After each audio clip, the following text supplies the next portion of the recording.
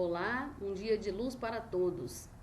Hoje vamos ver como que se deu a história da psiquiatria no estado de Mato Grosso, mais especificamente aqui em Cuiabá. A questão orientadora, norteadora, qual foi o primeiro local de assistência à saúde mental, aos loucos, entre aspas, em Mato Grosso? Vamos então à resposta da nossa questão orientadora. A exemplo do que ocorria no Rio de Janeiro, sede do governo brasileiro, e outras capitais da região sudeste e nordeste do país, algumas medidas de higiene que denotavam preocupação com a saúde pública também se fizeram presentes em Cuiabá no século XIX, embora um pouco tardio. Dentre essas medidas, destaca-se a fundação da Santa Casa de Misericórdia, em Cuiabá, que foi a primeira instituição médica de Mato Grosso, fundada em 1816. E somente após, após um século depois da inauguração da Santa Casa, deduziu-se que, em relação ao tratamento voltados aos loucos, aos alienados, a sociedade mato-grossense adotava os mesmos procedimentos que outras comunidades que ainda não haviam incorporado o louco alienado como objeto da medicina, deixando que eles perambulassem pelas ruas, caso fossem inofensivos, ou eram recolhidos em casas pela família, ou se apresentassem ameaça à ordem pública, eram presos. E somente no ano de 1905 é inaugurado a enfermaria de alienados na Santa Casa de Misericórdia de Cuiabá, que foi o primeiro local de atendimento médico de alienados. Em 1908, esta necessitava ser transformada em enfermaria prisão, para evitar a fuga dos enfermos sujeitos às perturbações mentais, ou seja, necessitava de espaços destinados a conter os loucos em Cuiabá, dentro da Santa Casa de Misericórdia. A história de psiquiatria no estado de Mato Grosso, inicialmente, não foi muito diferente de outras regiões. A necessidade da segregação da loucura e de sua institucionalização, vinculando-se ao imperativo de transformar a cidade de Cuiabá em um espaço ordenado, higienizado, moderno e civilizado. Segundo um escritor, Canova, ele parte da hipótese de que até os anos 80 do século XIX, a loucura não parece ser uma questão de importância para a sociedade cuiabana.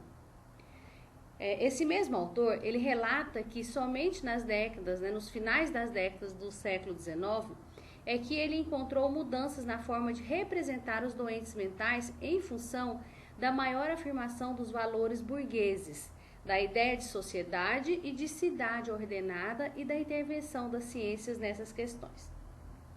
Registros apontam que até ao final desse mesmo século, os loucos perambulavam pelas ruas da cidade sem importunar seus moradores. Pessoas com problemas mentais exerciam atividade produtiva com pequenas atividades. Como exemplo, tem-se o caso do Totó Onça, um homem considerado bobo e muito feio, que trabalhava na igreja como batedor de sinos e que, mesmo apresentando problemas de ordem mental e não cumprindo seu ofício de modo convincente, continuava trabalhando. Ao perceber que os sinos de outras igrejas batiam, ele saía correndo para bater o sino de sua igreja. Consequentemente, o sino tocava meia hora ou uma hora depois dos sinos das outras igrejas. Esses loucos, chegavam a circular em festas de famílias conservadoras. Então, assim, nesse período, era comum o convívio social desses loucos na sociedade, na cidade de Cuiabá. E assim, Cuiabá reproduz a história da política centrada da hospitalização, do modelo hospitalocêntrico, asilar e excludente. Em 1909, foi construído um casarão às margens do rio Cochipó, utilizado por pessoas com comportamentos diferentes, transferidos da Santa Casa de Misericórdia para esse casarão.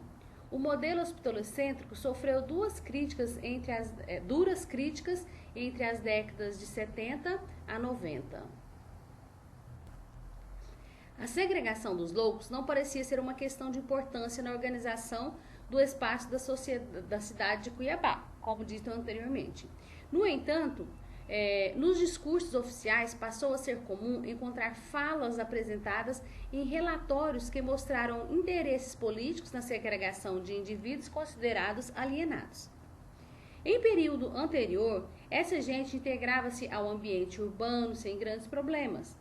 Valores sociais baseados em novos códigos de posturas delineavam o ideal de vida de uma população civilizada, devendo apresentar-se obediente aos novos códigos impostos pelas autoridades públicas. Justificava-se a necessidade de medidas preventivas com o objetivo de conter a desordem. Nesse contexto, a polícia tinha um papel importante, né? Então, o papel da polícia tendo por missão a vigilância, a prevenção, pesquisa de crimes, contravenções, assim como a prisão de delinquentes e a tomada de medidas de segurança para a sustentação da ordem e manutenção da tranquilidade pública. E ao chefe da polícia competia, além da manutenção da ordem, portanto, da tranquilidade pública. A Santa Casa era quem oferecia abrigo, proteção e alimento aos marginalizados até então. Estavam inclusos indigentes, os decrépitos, presos doentes e os alienados. Cabia à Santa Casa de Misericórdia o papel de prisão e de preservadora da ordem moral. Chamava-se atenção para as condições desumanas dos loucos, criminosos nas prisões ou perambulando nas ruas. Discursos políticos, nesse contexto, clamavam a necessidade de um local adequado para recolher essas pessoas, onde tivesse um local que impedisse a fuga dos alienados e, ao mesmo tempo, em que possibilitasse condições dignas de vida e que seria mantido pelo Estado. Mas o que de fato se via era que as autoridades e elites, queriam a ordem e a tranquilidade da cidade. E dessa maneira, as questões sanitárias, higiênicas e de disciplinarização do espaço urbano, oriundos do saber médico da época, só foram preocupação dos governantes, mais de meio século de diferença de atraso, quando comparado ao desenvolvimento científico da capital brasileira. Assim, em 1909, foi construído um casarão às margens do rio Cochipó, utilizados por pessoas com comportamento diferentes que foram transferidos da Santa Casa. E como será que era esse quarteirão? Nesse contexto, surgiram os inspetores do quarteirão. O que eram esses inspetores de quarteirão? Eram aquelas pessoas nomeadas pelo delegado, a fazer a segurança, a fazer a captura dessas pessoas, de delinquentes, das pessoas que faziam desordens na cidade e levar para um local apropriado. Respondendo, a pergunta como era esse casarão? O lugar mais parecia um estábulo e nessa época não havia em Cuiabá mão de obra especializada no tratamento de doenças mentais. O número de pacientes com problemas mentais, moradores desse casarão, também chamado de chácara de loucos ou por outros de chácara do governo, estavam em torno de 50 a 60 internos, sendo a maioria deles mato-grossenses. Eram cubículos que apresentavam-se grotescos e gradeados. As instalações eram deploráveis, inadequadas e não havia separação entre os sexos. Os internos permaneciam no casarão em torno de 30 a 60 dias. Devido a essa situação, diaristas e operários da chácara do governo, vendo seu completo abandono, desenvolve uma empreitada e ela recebe os primeiros cuidados com base nos princípios de higiene. Então, esse casarão passou por uma reforma e foi pintada, foi limpo, arejado e com cozinha reorganizada e também a partir de então dessa reforma passou-se a ter divisão do espaço em pavilhões isolados para homens e para mulheres. Os pacientes que encontravam-se internados na chácara dos loucos recebia o tratamento com métodos hoje considerados altamente agressivos e desumanos. Os métodos eram cardiozoloterapia, que era um tratamento baseado na administração de injeções de cardiozol com a finalidade de provocar crises epilépticas ou crises epileptiformes, que é a mesma coisa. A eletroconvulsoterapia, que é o tratamento que produz convulsão através da corrente elétrica. E também tinha-se a insulinoterapia, que é o tratamento através da administração de insulina com o intuito de provocar o choque insulínico ou hipovolêmico, deixando o paciente em coma por alguns dias. E o outro tipo de tratamento também ainda utilizado na chácara dos loucos era a malarioterapia, que era um tratamento onde se obtém a crise convulsiva ao inocular sangue de uma pessoa portadora de Plasmodium vivax, um causador e disseminador da malária. Então, veja que os tratamentos é bastante agressivo, né? No início da década de 40, chega o primeiro médico psiquiatra que muito fez para aqueles que ali estavam internados e iniciou a luta pela construção de um hospital psiquiátrico. Os leitos existentes no local não eram suficientes para os pacientes, então alguns tinham de dormir no chão. A chácara de loucos, por ser às margens do rio Cochipó, os óbitos por afogamentos eram comuns, principalmente entre aqueles pacientes epilépticos. E em 1955, o governo do estado de Mato Grosso e o Serviço Nacional de Doenças Mentais firmaram um convênio para a construção de um hospital psiquiátrico em Cuiabá, que foi inaugurado em 1957, que é o Hospital Adalto Botelho. Ele tinha capacidade instalada para 250 leitos, porém, em um determinado período, ele apresentava mais que o dobro de pacientes internados. E vendo, né, essa situação, esse hospital ele foi reinaugurado em 1993 com a denominação de Centro Integrado de Assistência Psicossocial, que é o CIAPS, que ainda vinculado à Secretaria Estadual de Saúde pela Lei 6.191 de 1993, com uma nova proposta de se tornar um serviço de referência estadual em saúde mental no estado de Mato Grosso. É bom também a gente se reiterar, pessoal, que né, nessa época, né, nos anos de 70, o Hospital Adalto Botelho, ele era o único hospital psiquiátrico da cidade e também era público, né, totalmente público. Essas figuras mostram um pouco de como era a estrutura do Hospital Adalto Botelho e também um pouco, né, de como os pacientes se encontravam. Com a assistência precária, como eram praticamente em quase todos os hospitais psiquiátricos brasileiros, não havia condições de abrigo razoáveis, o número de médicos era reduzido, o pessoal da enfermagem também era escasso e não tinha preparo, ou seja, era sem formação escolar que muitas vezes esses profissionais ingressavam na carreira a partir do desempenho de outras atividades, como, por exemplo, atividades de limpeza e de higiene do hospital. No início da década de 70, o estado de Mato Grosso tinha uma assistência à saúde mental totalmente centralizada no único hospital público estadual, que era justamente o Hospital Adalto Botelho. Iniciava-se a discussão pela descentralização do atendimento, criando-se redes de ambulatórios, em um contexto incipiente da organização descentralizada de assistência à saúde e de intenso crescimento populacional. Inaugura, então, em 1989, o primeiro hospital psiquiátrico privado em Cuiabá, o Instituto de Neuropsiquiatria de Cuiabá, chegando à capacidade de 500 leitos, dos quais 483 eram contratados pelo Sistema Único de Saúde.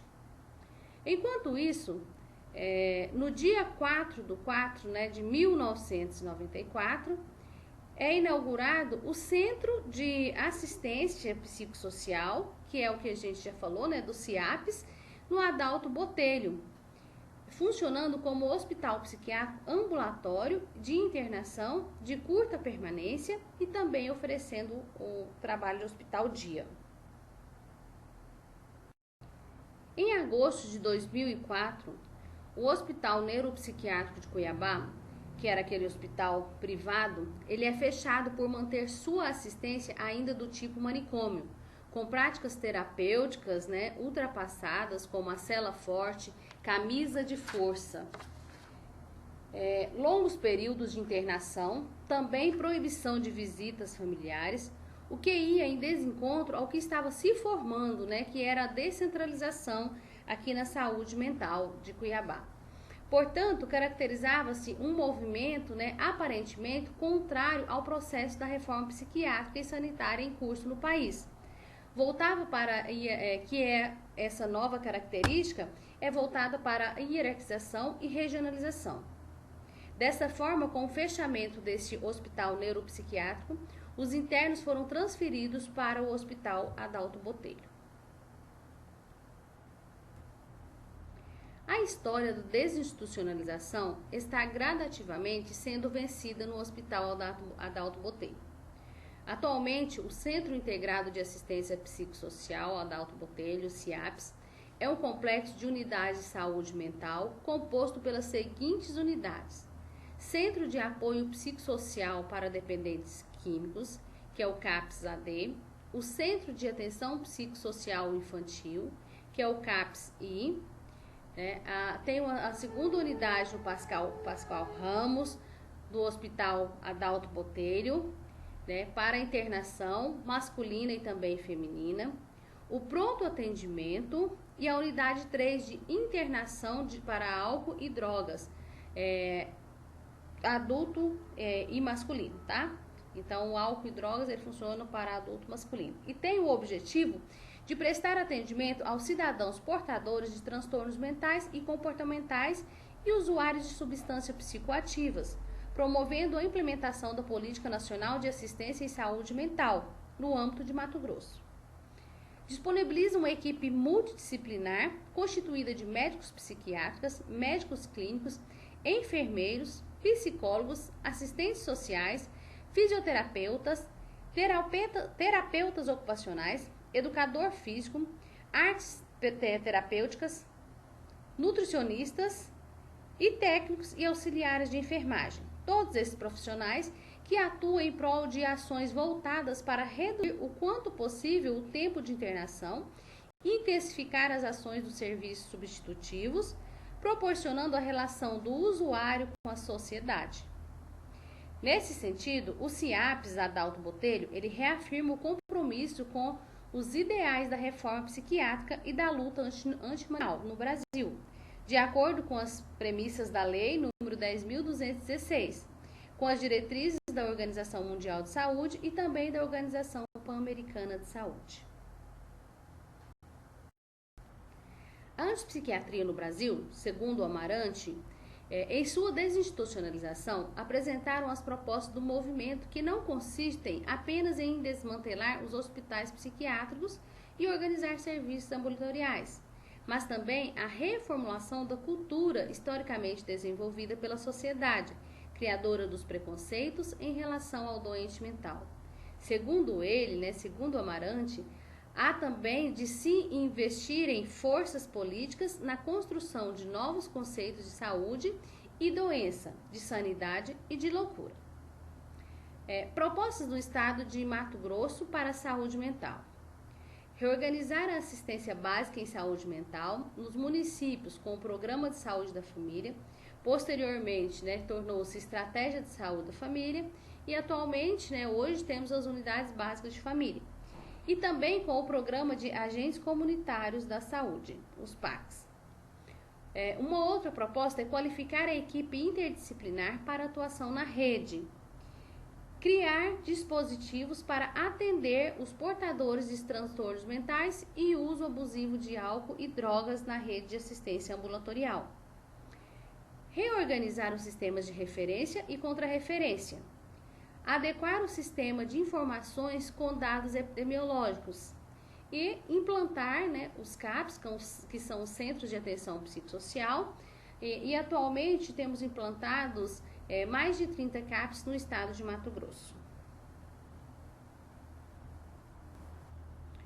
O governo brasileiro tem como objetivos na política de saúde mental reduzir progressivamente os leitos psiquiátricos, qualificar, expandir e fortalecer a rede extra-hospitalar, os centros de atenção psicossocial, que são os CAPs, os serviços de residências terapêuticas e as unidades psiquiátricas em hospitais gerais, além de incluir as ações de saúde mental na atenção básica, implementar uma política de atenção integral a usuários de álcool e drogas e também implantar o programa de volta para casa.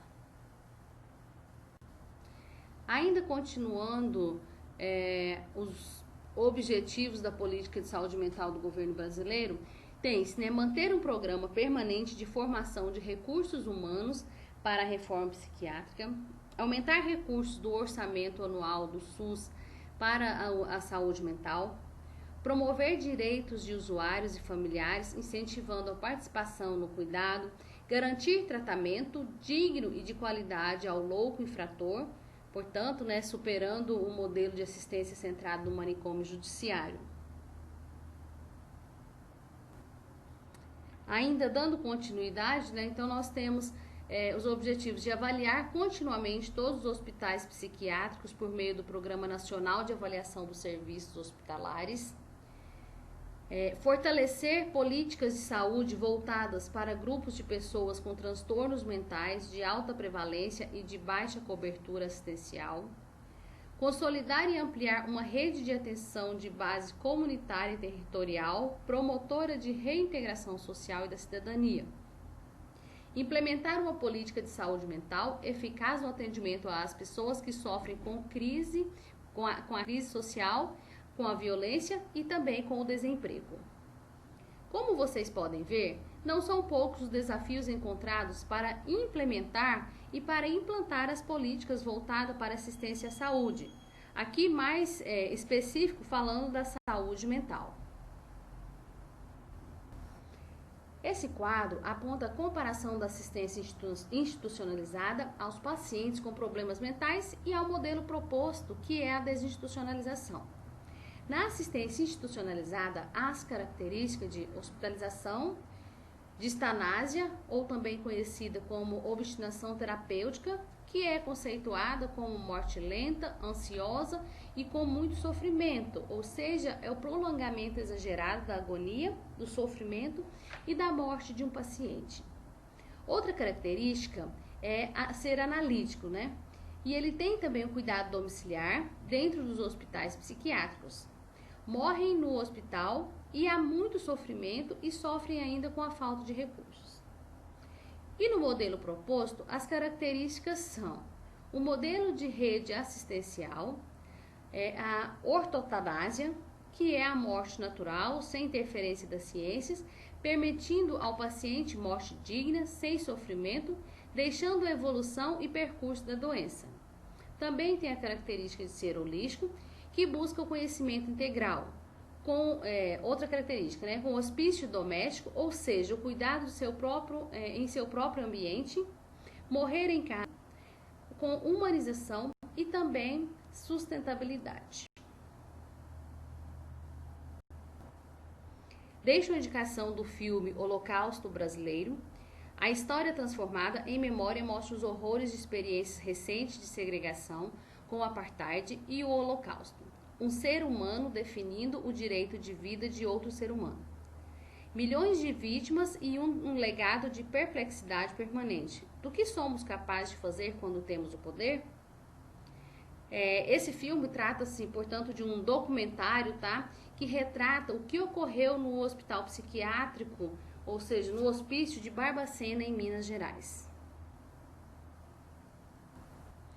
A questão norteadora para a nossa próxima aula é: pesquise e explique a reintegração social do ser humano com transtorno mental.